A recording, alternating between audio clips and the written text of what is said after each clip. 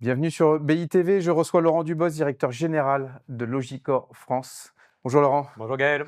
on va parler logistique, on va parler des marchés locatifs. On est début 2026, après 2 années de normalisation, on va dire, du marché locatif. Où est-ce que on se situe aujourd'hui?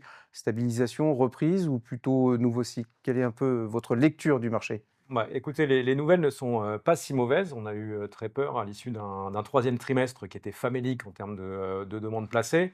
On attendait un take-up sur cette base-là autour de 2,8 millions, qui faisait moins 17% par rapport à la moyenne quinquennale. Hmm. Et finalement, les chiffres de ce début d'année sur la base de l'année pleine, en ce compris le quatrième trimestre, montrent un atterrissage à 3,4 millions de mètres carrés. Donc, à peine moins 4% par rapport à 2024. Et donc, ça veut dire quoi? Ça veut dire que le dernier trimestre a été bon. Ouais. Qu'est-ce que ça veut dire? Est-ce que c'est le début d'un nouveau cycle? On ne sait pas encore. On a des signaux faibles aujourd'hui qui sont plutôt intéressants, avec plus de visites, pas mal de discussions.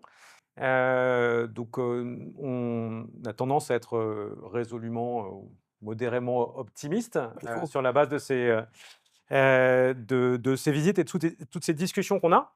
La mauvaise nouvelle, c'était qu'on était dans le même état d'esprit l'année dernière. On se dit: «Tiens, il y a pas mal de visites» et puis finalement, Ah, ça n'a pas badaboum, concrétisé. ça n'a pas concrétisé.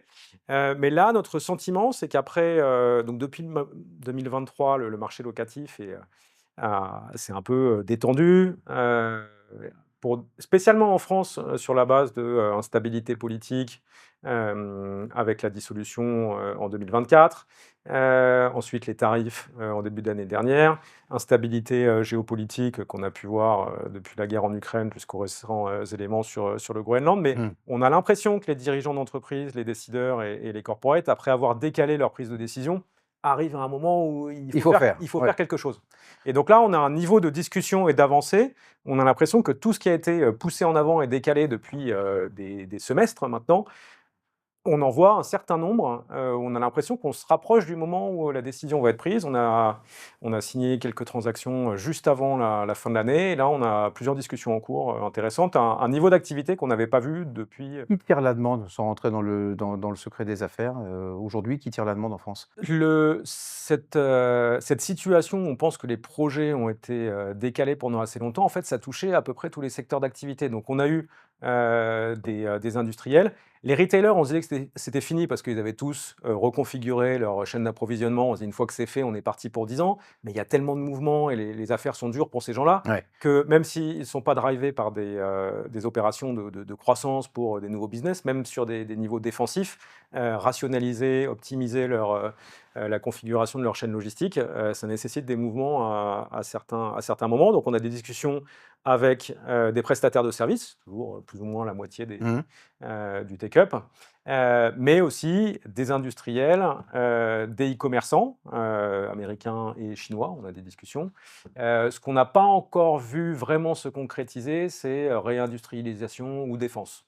On a vu des visites de gens qui opéraient dans des drones de défense, mais c'était resté très en amont. Ça, c'est peut-être ce qui va venir.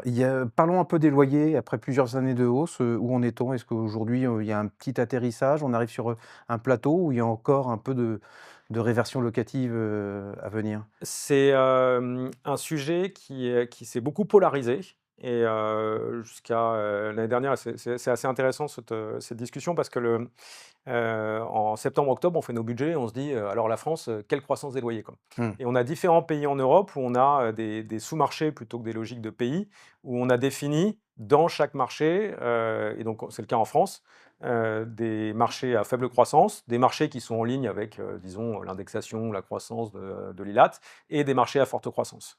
Et donc nous, le but du jeu, c'est essayer d'augmenter notre exposition, et d'être plus actif dans les marchés à forte croissance. Et ces marchés à forte croissance, ceux que l'on a identifiés dans lesquels on est actif, c'est le nord de l'Île-de-France, le quart sud-est, et Orléans et Toulouse. Bon, je suis nul en géographie, mais le nord de l'Île-de-France, ça serait pas quelque chose comme Gare au Nord où il y a peut-être un petit projet qui s'appelle RISE? Bien Est-ce vu, qu'on peut Gaël. avoir quelques informations sur ce projet où j'ai l'impression qu'on peut Mmh, on peut se revoir pendant quelque temps, là-dessus parce qu'il est mmh. faramineux? C'est, notre, vaisseau amiral, notre plus grand projet au niveau, français évidemment, mais au niveau européen, pour Logicor. RISE, c'est, notre projet d'amélioration du parc de Gare au Nord. C'est un site qui est à 12 kilomètres de Paris, qui développe plus de 300 000 m² sur, 65 hectares. Donc c'est un actif, qui est, non réplicable et unique de par sa taille et sa localisation. C'est pas un actif de stockage, c'est-à-dire que si on veut, stocker pendant quelques jours, avoir gérer ses chaînes d'approvisionnement sur le moyen terme, on va pas là-bas parce que la pression foncière font que les loyers sont assez élevés. C'est un actif de distribution. D'accord. Donc nous, on considère que c'est le meilleur endroit pour, à l'époque, on parlait encore activement de la ZFE, on était juste à l'extérieur de la ZFE, Ouais. donc c'est le bon endroit pour éclater, des poids lourds, dans des petits véhicules propres qui vont, irriguer le territoire. Depuis Gare au Nord, on peut toucher 12 millions de personnes en moins d'1 heure. Donc c'est le plus grand marché de bassin de consommation en Europe et on pense que c'est le meilleur endroit, pour, irriguer et toucher ce marché. Et la situation de Gare au Nord fait que c'est un site qui a été développé dans les années, 60-70. Mmh. Sur les 330 000 m², on a 20% des surfaces qui sont un peu vétustes et plus compliquées à louer et qui ont besoin d'être repositionnées. Et donc notre projet, on s'est dit: «Qu'est-ce qu'on ferait si on avait une page blanche?» Et donc on a défini un master plan, donc un schéma directeur où au cours des 10 prochaines années, on va optimiser, améliorer. C'est le RISE, c'est à la fois une élévation de nos standards et de nos ambitions, et une élévation, verticale aussi puisqu'on lance notre premier bâtiment, multiniveau. Donc sur ce projet RISE où on va, reconfigurer la moitié des surfaces de Gare au Nord, c'est-à-dire que dans 10 ans, il y aura 165 000 m² qui seront neufs. Et ce projet a déjà débuté. On le mène en site occupé, donc il y a un jeu d'adaptation de la situation locative, de déplacement de certains On joue locataires un peu d'un au bâtiment à Tetris, l'autre. là, hein. Exactement. Et donc ce projet qui a déjà commencé avec RISE One, c'est ce bâtiment, c'est l'issue de tous les voyages et les enquêtes qu'on a pu faire, parce que les bâtiments à étages, c'est un jeu qui est assez compliqué. On n'a pas énormément de success story récentes. Mmh. Mais donc on n'a En pas Europe, en tout en cas, Europe, parce que, ouais, évidemment. en Donc Asie, c'est vraiment développé. exactement. En France, il y a quand même des histoires intéressantes. Il y a plusieurs sites qui sont, un à Pantin, et un autre le long du périph' qui sont toujours des actifs qui ont été bien conçus, dans les années 60-70 et Ouais. qui sont toujours d'actualité. Et on a d'autres histoires plus récentes qui sont, moins intéressantes. On a passé beaucoup de temps avec tous nos plus grands locataires à définir quelles sont les forces et faiblesses d'un tel projet et quelles sont les caractéristiques qu'on devait, pousser. Et on en est arrivé à un projet qui est assez unique dans le sens où c'est un entrepôt de, 20 000 m² au rez-de-chaussée et une messagerie, au R+1. Et la clé étant de pouvoir faire accéder les poids lourds, au niveau supérieur. On a beaucoup D'accord. de cas où on fait des compromis par rapport à la taille de la parcelle, par rapport au coût de ces rampes. Et nous, on a la chance d'avoir, pu développer 13 000 m² de messagerie au, R+1. Et on pense que ça, c'est la clé pour un produit, qui saura trouver son marché. C'est un projet qu'on lance en blanc, donc on a des convictions fortes et on a déjà des discussions avec des candidats qui sont intéressés. Comment ce Livraison début projet 2027. début 2027, la 1re tranche RISE 1? Exact, hein, ouais. D'accord. Il y a combien de tranches au total? On fait des bâtiments jumeaux, c'est sur 10 ans, il y a 4 bâtiments. D'accord, OK. Comment ce projet RISE, il s'inscrit plus généralement dans la feuille de route de Logicor, en France? Et si on peut rappeler en même temps un peu la feuille de route de la France par rapport à Logicor, au niveau européen? Donc nous, Logicor, on est un des leaders de l'immobilier logistique en Europe, présent dans 16 pays. On détient et on gère, près de 18 millions de mètres carrés. La France, c'est 3 millions de mètres carrés.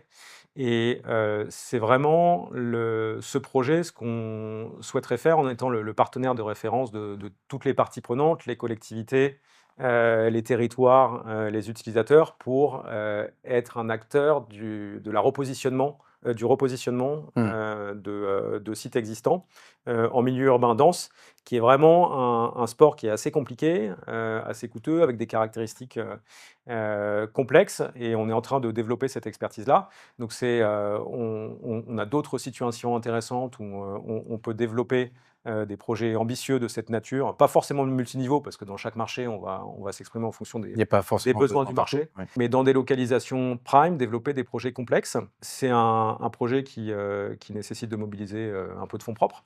Donc dans ce cadre-là, on a un programme de recyclage de notre patrimoine et donc on va continuer à vendre des actifs. Et ça va notamment permettre de financer ce type de projet. Bon, c'est le vaisseau amiral et c'est un peu la vitrine de Logicor, en Europe, si j'ai bien compris. C'est le pays le plus facile, la France, là, quand on mène des projets de ce type? Non, chaque pays a ses spécificités. Là, on arrive dans un moment qui va être intéressant parce qu'il y a les municipales cette année, les présidentielles l'année prochaine, donc il y a un trou de souris, il faut passer. Mais ce type de projet est tellement, important aussi pour les territoires que quand on a la bonne histoire au bon endroit, on a des gens avec qui discuter et effectivement, Gare au Nord, c'est un endroit où si on veut faire des bâtiments multiniveaux, pour, irriguer les flux de marchandises, en Île-de-France, c'est probablement le Ouais, meilleur endroit, quoi. c'est là. Donc l'idée, c'est de trouver en Europe d'autres endroits et on a, des fonciers qu'on détient déjà, d'autres qui sont des situations où on veut grossir, mais pour, faire des projets aussi ambitieux ailleurs. Bon et ben, on va suivre un peu tout ça. Laurent, merci beaucoup. Merci beaucoup Gaël. Merci et à très vite.